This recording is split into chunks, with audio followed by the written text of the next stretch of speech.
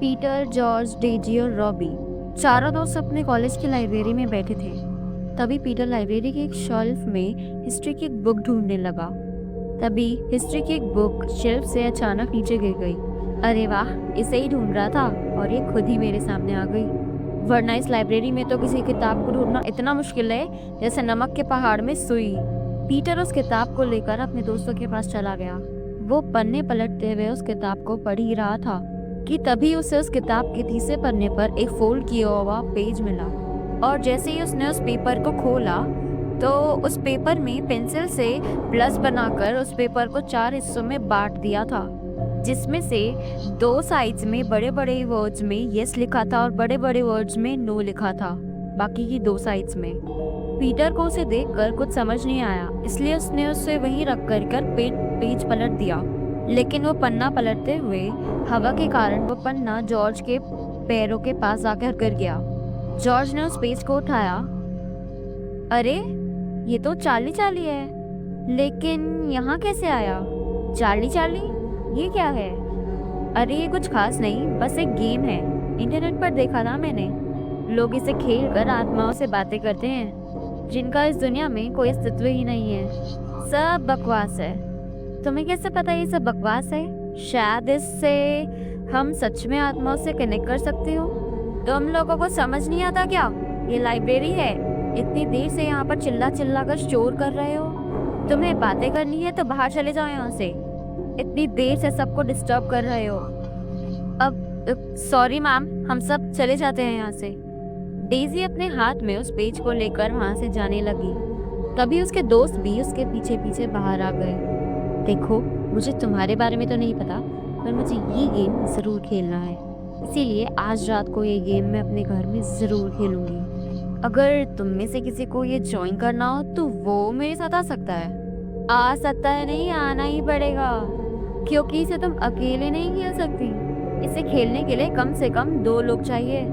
तुम चिंता मत करो, मैं तुम्हारे घर आ जाऊंगा। चाहो तो तुम दोनों भी आ सकते हो। अरे डोंट वरी, कोई आत्मा तुम्हें अपने साथ लेकर नहीं जाएगी। हाँ पता है, आ जाएंगे हम भी। सब लोग कॉलेज से अपने घर के लिए निकल गए। रात को जैसे ही घर में 11 बजे तो डेजी के घर का गेट नॉक हुआ। उसने दरवाजा खोलकर देखा तो उसके दोस्त आ चुके थे। वो सबको अंदर लेकर आए।